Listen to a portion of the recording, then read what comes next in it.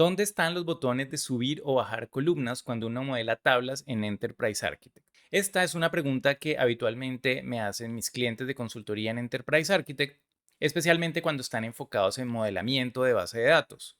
Así que en este video vamos a explicar cómo se resuelve este inconveniente cuando quieres reorganizar las columnas de una tabla, ya que había versiones viejas de Enterprise Architect que tenían unos botones especiales para eso, pero esos botones ya no están. Así que en este video vamos a explicar cómo se reorganizan las columnas o los constraints de una base de datos. Y además, si te quedas hasta el final, vas a aprender cómo realmente una persona que modele bases de datos debería usar Enterprise Architect. No es con la clásica manera de hacer diagramas de objetos con relaciones entre ellos, sino que hay toda una forma distinta de modelar que es mucho más amigable para los DBA.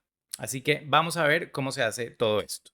Bueno, pues Enterprise Architect en Colombia por lo menos lo usan para diferentes propósitos. Uno de los más comunes recientemente es arquitectura empresarial. De eso ya hemos hablado bastante en el canal, donde sabemos que se modela por capas de arquitectura.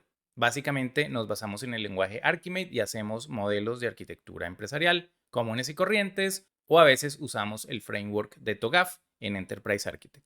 Está bien, ese tipo de usuarios de Enterprise Architect pueden modelar sin ningún problema. Está por otro lado el tipo de usuario o el tipo de compañías que usan Enterprise Architect para hacer modelado de procesos. Cuando modelas procesos, normalmente usas el lenguaje BPMN y haces tus diagramas de flujo, de cómo interactúan unos roles con otros, cuáles son las actividades, cuáles son la secuencia entre esos objetos. Pero hay una tercera categoría de usuarios de Enterprise Architect o de empresas que usan Enterprise Architect y son aquellas que lo usan más centrado en el UML. Es decir, necesitan hacer modelado de casos de uso, de actores, de clases, de tablas de una base de datos y este precisamente es el core de Enterprise Architect. Inicialmente fue creado para este tipo de clientes, los que necesitaban modelar en UML. Así que el gran enfoque que tiene Spark Systems sobre la herramienta es para modelado de software a partir de modelar el código, incluso modelar las clases, modelar los atributos, los métodos, los parámetros que reciben los métodos. Y en términos de base de datos, lo mismo, podemos modelar nuestras bases de datos incluyendo las tablas, incluyendo las columnas, el tipo de dato, dependiendo del motor de base de datos que estemos usando. También podemos modelar los foreign keys o en general cualquier constraint que tenga nuestra tabla. Podemos hacer vistas, secuencias, bueno, cualquier tipo de objeto que sea soportado por las bases de datos relacionales e incluso en la versión 17 ya sabemos, hemos visto aquí en otro video que tenemos el mecanismo para modelar bases de datos no relacionales. Bueno, entonces vamos a crear acá en este modelo, cerremos acá esta página de inicio, vamos a crear aquí rápidamente un modelo para explicar un par de conceptos fundamentales. Esto lo vamos a hacer creando una nueva vista para un diagrama donde vamos a explicar los conceptos de clases y tablas en Enterprise Architect y de paso pues vemos que son muy similares. Entonces vamos a usar aquí un diagrama de clases típico y vamos a ver que tenemos lo siguiente. Cuando yo modelo clases, creo acá una clase 1, vamos a llamarla myClass, es análogo a modelar tablas. Entonces, la diferencia cuando modelo una tabla es que estoy usando una perspectiva diferente. Voy a cambiar aquí la perspectiva y en Enterprise Architect 17 ya no aparece ese perfil que se llamaba Data Modeling, sino que ahora se llama, que se me hizo, está por acá, Database Engineering. Ese es el nombre que tiene ahora el perfil. Si lo estás buscando como Database Modeling, no lo vas a encontrar, es Database Engineering. Cuando estás en Database Engineering, puedes crear tablas. Vamos a crear aquí una tabla. Entonces, digamos que esta es my table. ¿Y por qué las pongo una al lado de la otra? Porque funcionan de la misma manera. Cuando estás modelando clases, estas clases normalmente tienen un lenguaje de programación asociado. Aquí en la ventana de propiedades vemos que tiene lenguaje Java. Podríamos estar programando en cualquier lenguaje, en C, C Sharp, C++, Delphi, Java. Digamos que es una clase en C Sharp. Y esta tabla, de la misma forma, tiene definida una base de datos. Aquí está por defecto MySQL, que es la que estoy usando yo por defecto en mis modelos, pero aparece Firebird, DB2, Oracle, Postgres, SQL Server en diferentes versiones. Y ya incluso aquí en la versión 17 vemos que están apareciendo las no SQL. Tenemos Snowflake, MongoDB, Spark, que no tiene nada que ver con Spark Systems, y vamos a usar cualquiera de esas, digamos que Oracle. Entonces, desde ese punto de vista, se parecen los dos tipos de elemento en que hay que elegir el lenguaje o el motor de base de datos que se va a usar. Y por otro lado, para la definición de atributos y métodos de la clase, se hace de la misma forma que las tablas. ¿Cómo se hace esto? Vamos a abrir la ventana de Features, vamos a dejarla aquí fija, y en las columnas para las tablas o en las clases, los atributos y las operaciones se usan de la siguiente manera. Digamos que aquí vamos a poner atributo 1, que es de tipo entero, privado, perfecto, y vamos a poner un atributo 2, que no es de tipo entero, sino de tipo doble. Perfecto. Esta es la forma en que se modelan clases. Si queremos hacerlo con operaciones, entonces aquí iría la operación 1, que recibe ciertos parámetros y se va documentando automáticamente en UML. Ahora, si queremos hacerlo análogo con tablas de base de datos, lo que tenemos son tablas y en vez de tener atributos, las tablas tienen columnas. Entonces acá tendríamos la columna A, que como dijimos que la base de datos era Oracle, me salen acá los tipos de dato Oracle. Vamos a decir que esto es un varchar 2 de longitud 50, perfecto. Y vamos a decir que esta es la columna B, que es de tipo cualquier cosa, number, y que este no puede ser nulo. Y vamos a decir que está la columna D, que también es varchar, y aquí viene el problema. Voy a poner luego la columna C. Entonces, ¿qué pasó acá? Que me quedaron en desorden. Yo quería que fueran A, B, C, D, pero recordé la columna C de último y me quedó de última. Sucede lo mismo con los atributos. Cuando tengo diferentes atributos y no sé, por alguna razón quiero que aparezcan en otro orden en la definición de la clase, pues ¿cómo hago aquí para reordenarlos? Es una pregunta que suelen hacerme. Lo mismo con operaciones. Pusimos una sola, pero digamos que hubiera dos operaciones, operación 2. Entonces, ¿cómo vamos a hacer que estas operaciones se organicen de forma distinta a como las fui ingresando a medida que iba trabajando? Además, en ingeniería es bastante común que uno muchos meses después se acuerda que necesitaba un campo y ese campo se ve mejor si va de segundo o de primero en la tabla. Pues resulta que hace años en versiones más antiguas de Enterprise Architect, si no estoy mal, eran sobre la versión 13 o 13.5, había unos botones por acá en esta ventana y esos botones nos permitían bajar o subir las operaciones o los atributos o los métodos, dependiendo de si estábamos trabajando en clases o en tablas. Era la misma ventana, si se fijan, la ventana es Features, la misma ventana para ambos casos, pero en ninguno de los dos podemos subirlas o bajarlas. Entonces, ¿cómo vamos a hacer esto? Muy sencillo. En este caso, lo que vamos a hacer es seleccionar la columna que queremos mover, en este caso la columna C, de esta tabla de columnas de la ventana de Features y vamos a presionar la tecla Control. Ahí tengo en el teclado oprimida la tecla Control, mientras que con el teclado vamos a subir. Entonces ahí voy a oprimir hacia arriba y vemos que la columna C subió. Puedo subirla incluso aún más sin soltar la tecla Control. Esto que estoy haciendo mantiene presionada la tecla Control y puedo subir o bajar a voluntad la columna C. Entonces ahí la llevo a la primera posición, la llevo a la última o la llevo a la tercera posición, que es lo que quería. De la misma forma podemos hacer en clases.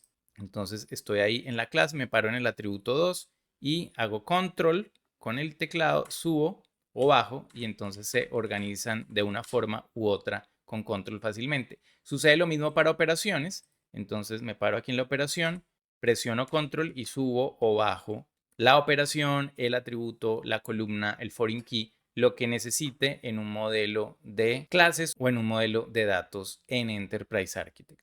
Perfecto, hasta ahí muy bien, un truco muy sencillo.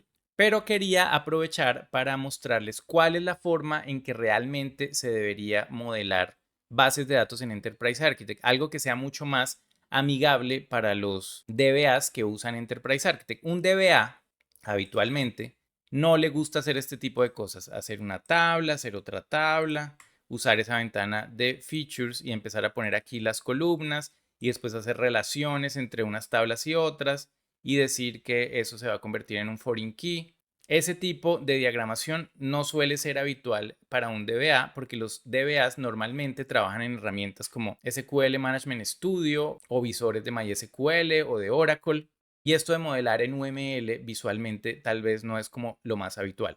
Entonces, ¿cuál es la forma en que debería trabajar un DBA dentro de Enterprise Architect si quiere obviar todo este tema de la diagramación? Muy sencillo. Lo que vamos a hacer es crear una vista donde vamos a utilizar el Database Builder.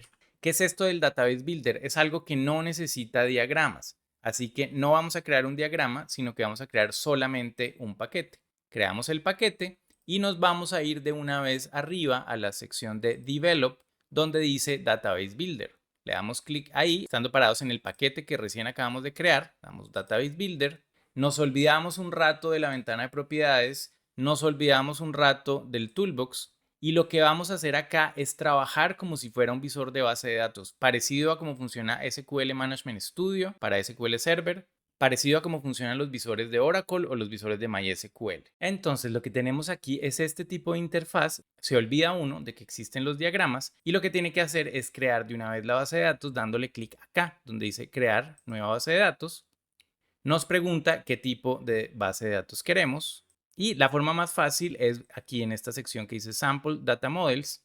Vamos a hacer uno rápidamente en MySQL, por ejemplo. Entonces vemos que hay un modelo de MySQL básico y no solo nos crea unos pequeños datos de ejemplo, sino que nos crea toda una estructura de paquetes y diagramas de base de datos para MySQL.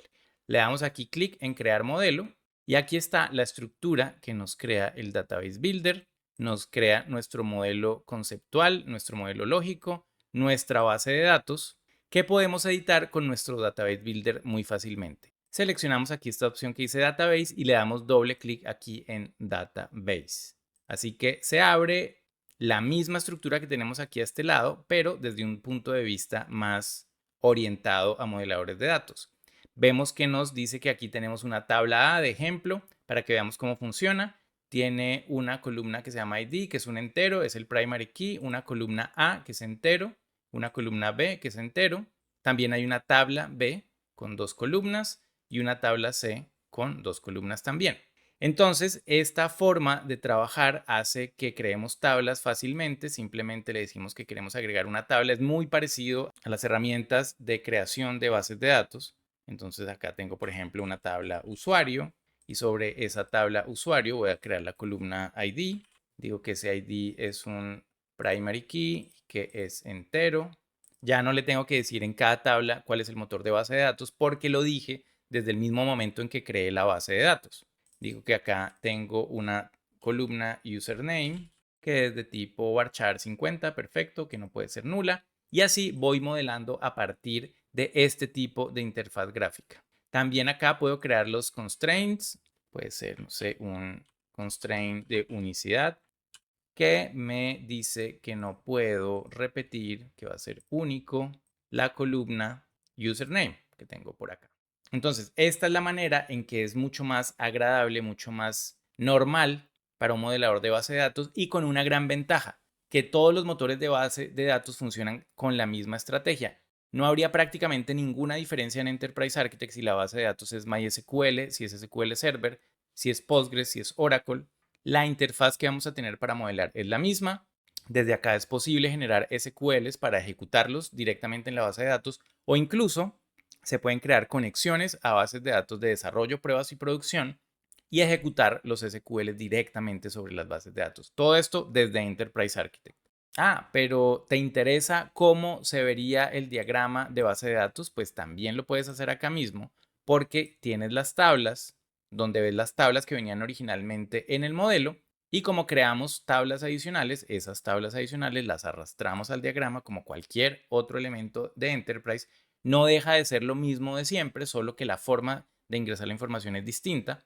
Aquí está nuestra tabla usuarios, tiene el primary key, tiene el constraint de unicidad y en este caso pues no le hicimos ningún foreign key hacia otra tabla o si no pues nos saldrían las relaciones con las demás tablas. Desde acá lo mismo de siempre, se pueden generar los DDL, se puede generar SQL para ejecutarlo manualmente sobre la base de datos o con el mismo Database Builder vas a poder crear múltiples conexiones en esta sección para desarrollo, producción y pruebas. Y así desde una única herramienta vas a poder conectarte a diferentes motores de base de datos usando la misma interfaz de usuario. Podrás hacer comparaciones entre las estructuras que tienes diseñadas en tu modelo versus cómo realmente está la tabla en cualquiera de estos 3 entornos de trabajo. Y bueno, así como aprendiste este truco, vas a poder aprender otros más revisando estos videos que tenemos también en nuestro canal Así que aprovecha, mira este video que te estamos sugiriendo acá, o mientras tanto, haz clic en el logo de Arkesoft para que nos sigas en nuestro canal y aprendas muchos trucos más sobre Enterprise Architect. Vamos, te invito a que revises uno de estos videos y te espero en un próximo video. Chao, chao.